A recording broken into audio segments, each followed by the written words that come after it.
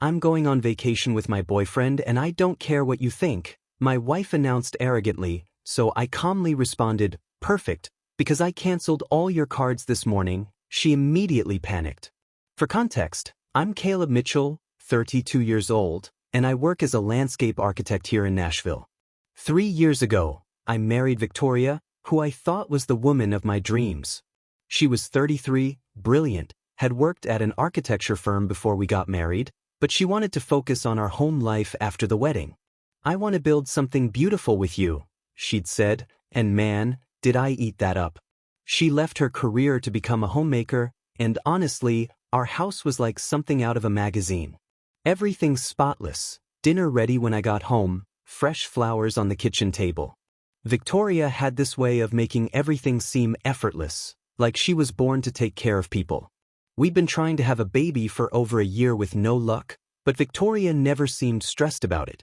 "These things happen when they're meant to happen," she'd say with that calm smile of hers.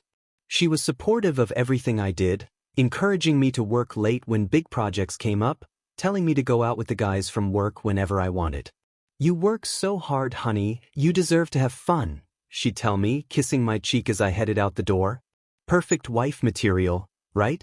That's what I thought. But looking back now, I realize I should have been asking myself why someone who claimed to love me so much was so eager to get me out of the house. The first crack in my perfect world started small, like they always do. Victoria changed the password on her phone. When I asked about it, she laughed it off.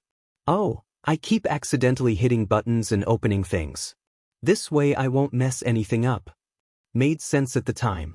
Then I noticed new lingerie in the laundry, stuff I'd never seen her wear. Expensive pieces, the kind that cost more than I spent on groceries in a week.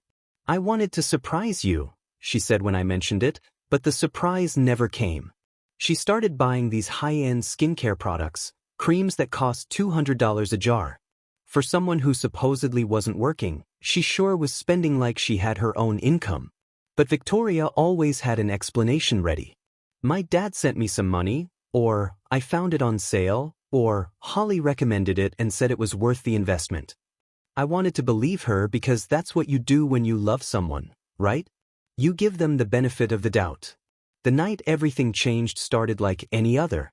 I was supposed to head straight home after work, but my coworker Lisa grabbed me as I was packing up. "Hey, emergency dinner meeting with the Morrison Project clients. Can you stick around?" She looked stressed, and the Morrison account was huge for our firm. I texted Victoria, "Got pulled into a last-minute work dinner. Might be late. Sorry, babe."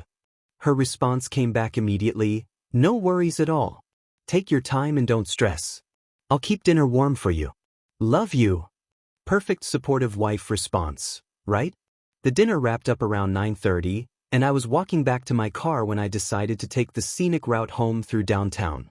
Nashville at night has this energy that I've always loved, especially around Broadway and Music Row. The lights, the music spilling out of the honky-tonks, the whole vibe. I was just enjoying the walk, thinking about how lucky I was to live in such a great city with such an amazing wife waiting for me at home. That's when I saw them. Under a streetlight at the corner of Broadway and Music Row, Victoria was holding hands with a man I'd never seen before. Not just holding hands like friends, but fingers intertwined, bodies close together, laughing like they shared some private joke. My brain couldn't process what I was seeing at first. This had to be some mistake, some trick of the light, someone who just looked like my wife. But there was no mistaking Victoria's laugh, that tilted head thing she did when she was really enjoying herself. The man was tall, well-dressed, probably in his early 40s, and the way they were looking at each other made my stomach drop to my shoes. I stood there frozen, watching my perfect marriage crumble under a streetlight while tourists walked past like nothing was happening.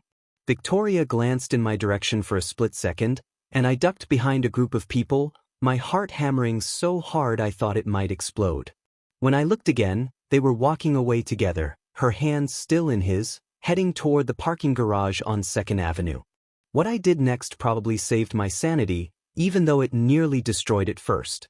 I drove home that night in complete autopilot, my mind racing but my hands steady on the wheel.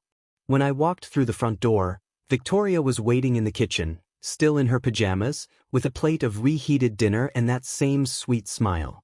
"How was the meeting, honey?" she asked, like she hadn't just been holding hands with another man 20 minutes earlier. I managed to say something about it going well, ate a few bites of food I couldn't taste, and went to bed. But I didn't sleep. I lay there staring at the ceiling, listening to Victoria breathe beside me, trying to figure out if I'd lost my mind or if the woman I'd been sharing a bed with for 3 years was living a double life. The next morning, I made a decision that probably wasn't healthy, but it felt necessary. I was going to watch and wait, gather information, and figure out exactly what was going on before I made any moves. I started paying attention to things I'd never noticed before. Victoria's schedule, her phone habits, the way she talked about her day. I became a detective in my own home, and what I found made me sick. She was careful, I'll give her that, but not careful enough. 3 days after I saw them together, Victoria left her phone on the bathroom counter while she showered. I'd never snooped through her phone before because I'd never had a reason to, but desperate times and all that. My hands were shaking as I picked it up, and when I saw it was unlocked, I knew this was my chance. What I found was like getting punched in the gut repeatedly. Text messages going back a year and a half with someone named Gregory Patterson. Not just friendly messages, but intimate ones, planning meetings, talking about hotel rooms, sharing photos I never want to think about again. There were messages about their anniversary coming up, how they'd been together for 18 months and wanted to celebrate somewhere special. 18 months. That meant this had been going on almost since we'd been married. I kept scrolling, my hands getting shakier with each message. Victoria had been using our joint credit card to book hotel rooms, spa weekends, expensive dinners, all while telling me she was visiting her friend Holly. She'd even created fake confirmation emails and receipts to show me when I asked about the charges. The level of planning, the elaborate lies, the sheer calculation of it all was breathtaking. There were photos from what looked like luxury resorts, Victoria in that expensive lingerie I'd noticed, looking happier than I'd ever seen her look with me. Gregory, who I now knew was a software executive, had sent her messages about leaving his wife and kids, about how they deserved to be together, about how much he loved her. Victoria's responses were just as intense, talking about how she was working on extricating herself from her situation, and how they just needed to be patient a little longer. That's when I realized I wasn't her husband, I was her safety net. When Victoria came out of the shower, I was sitting on the bed pretending to check work emails. "Morning, babe," she said, kissing my forehead like she hadn't been planning to throw away our marriage for over a year. 2 weeks later, Victoria announced she was going to visit Holly again. "She's going through a rough patch with her boyfriend," Victoria explained, already packing her bag. "I think a girl's weekend at that spa resort up in Kentucky would do us both good." I nodded and told her to have fun, then I did something I never thought I'd do in my life. I took time off work and hired a private investigator. Raymond was a former cop in his 50s who'd seen everything twice. When I told him what I needed, he didn't even blink. "This kind of thing is more common than you'd think," he said. 3 days of surveillance, photo documentation, and a full report. You'll have everything you need to make an informed decision. That weekend was the longest of my life. I sat in my empty house, knowing my wife was with another man, probably laughing about how clueless her husband was. Raymond called me Sunday evening. "I've got what you need," he said. "The photos are conclusive. Your wife was never with any friend named Holly. She was with a man named Gregory Patterson at the Greystone Spa Resort. They registered as Mr. and Mrs. Patterson." The photos Raymond showed me the next day were devastating but also clarifying. Victoria and Gregory walking hand in hand through the resort gardens, kissing by the pool, sharing intimate dinners. In every single photo, she looked genuinely happy, more alive than I'd seen her in months.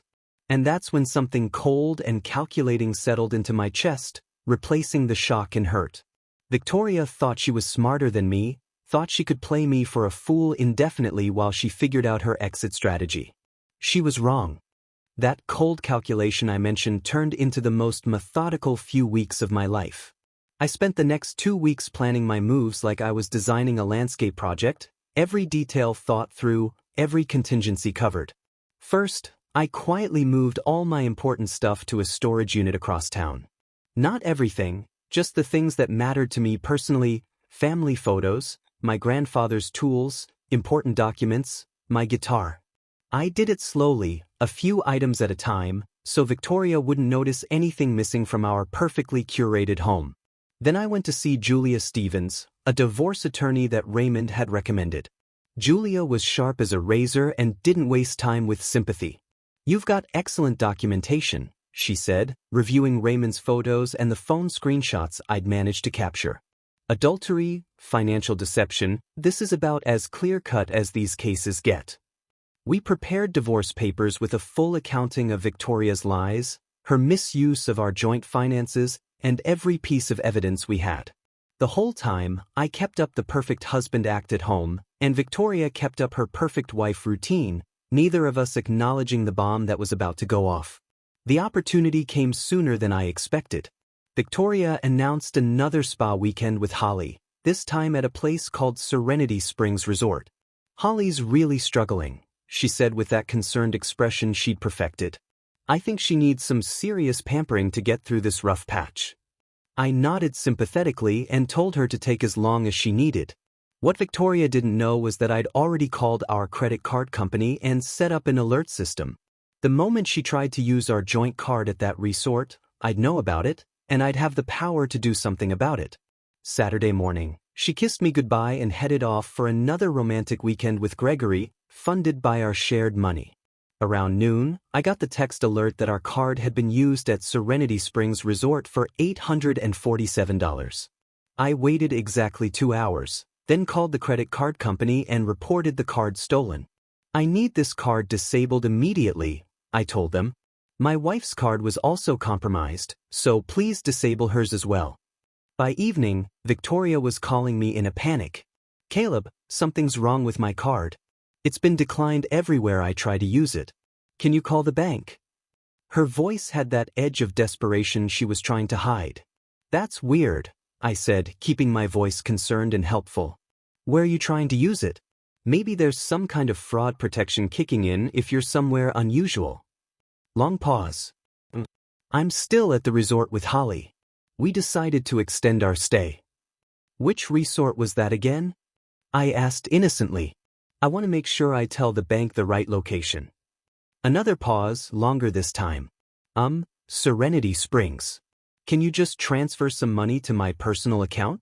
I'm so embarrassed, Holly's having to cover everything right now." I transferred exactly $50, enough to get her home and nothing more. "That should help until we get the card situation sorted out," I told her. By the time Victoria got home Sunday night, I was gone.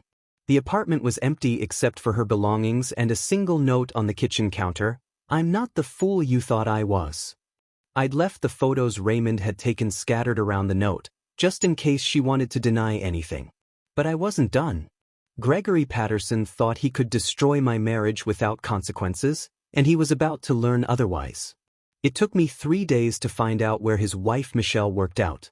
Turns out she was a regular at a yoga studio downtown, same class every Tuesday and Thursday morning. I waited outside after her Thursday session with a manila folder tucked under my arm. "Excuse me, are you Michelle Patterson?" I asked when she came out. She was pretty, probably in her late 30s, with the kind of tired look that comes from managing a household and raising kids. "Yes," she said, a little wary. "My name is Caleb Mitchell. I think we need to talk about our spouses." Her face went pale, but she didn't run. "There's a coffee shop across the street," she said quietly. "Let's go there." I slid the folder across the table to her without saying a word. Michelle opened it and started going through the photos, her expression moving from confusion to recognition to something that looked almost like relief. "How long?" she asked finally. "Year and a half, according to their messages." She nodded slowly. I knew something was wrong. He's been working late constantly, taking business trips that didn't make sense, acting different with me and the kids. She closed the folder and looked at me with what I can only describe as gratitude. "Thank you for telling me. I've been going crazy thinking I was imagining things." By the following week, Michelle had taken the kids and moved in with her sister. Meanwhile, Victoria had been calling and texting me nonstop, demanding explanations, making threats, promising to change. Finally, I answered one of her calls. "I know about Holly," I said simply. "I know she doesn't exist, at least not the way you've described her. I know about Gregory, about the hotels, about everything." The silence on the other end told me everything I needed to know. What happened next was like watching a house of cards collapse in slow motion, and I'd be lying if I said I didn't feel some satisfaction watching it all fall apart. Victoria's world started crumbling faster than she could manage the damage control. Within a week of Michelle discovering the truth, Gregory's wife had done something I never expected. She'd made the whole thing public on social media. Michelle posted a detailed account of the affair on Facebook, complete with photos and screenshots, tagging both Victoria and Gregory.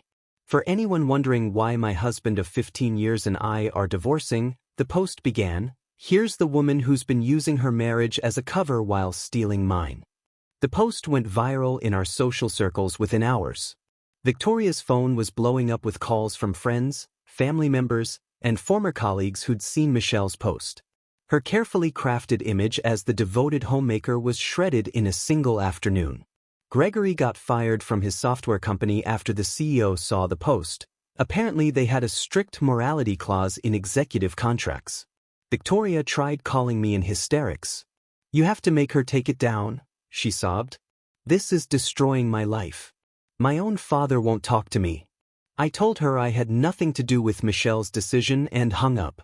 The divorce mediation was scheduled for 6 weeks later, and Victoria showed up with a lawyer who'd clearly given her some bad advice.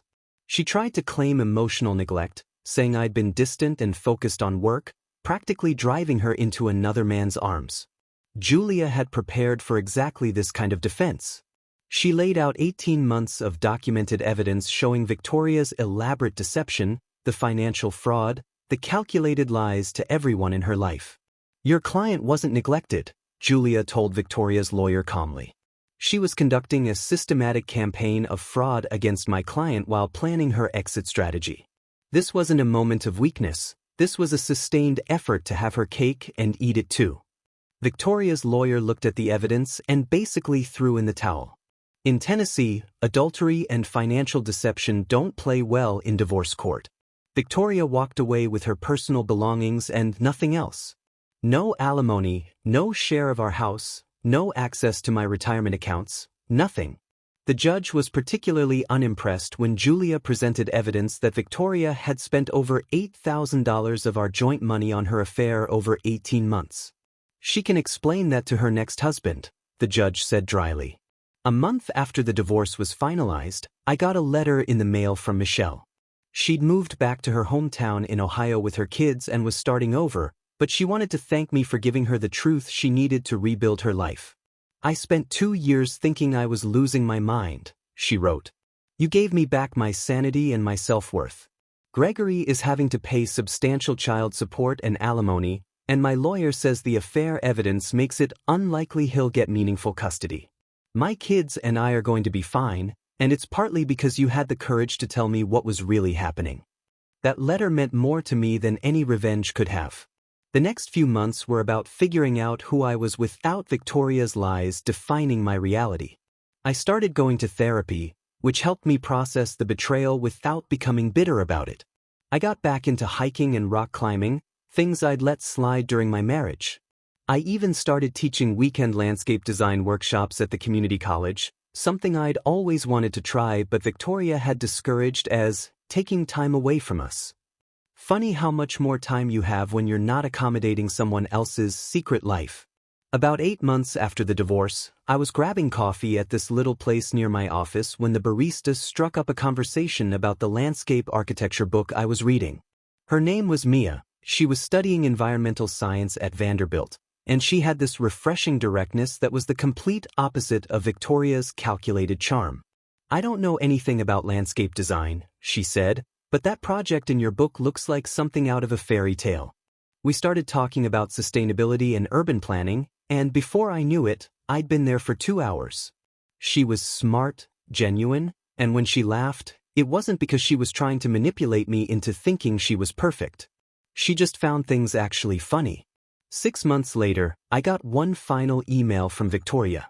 No subject line, just a few sentences. I know you'll never forgive me, and I don't expect you to. I'm leaving Nashville. There's nothing left for me here, and I can't rebuild my life in a place where everyone knows what I did. I hope you find happiness with someone who deserves you. I deleted the email without responding. Victoria was right about one thing though, I had found happiness with someone who deserved me, and maybe more importantly, someone I deserved too. Sometimes the best revenge is just living well and letting the truth speak for itself.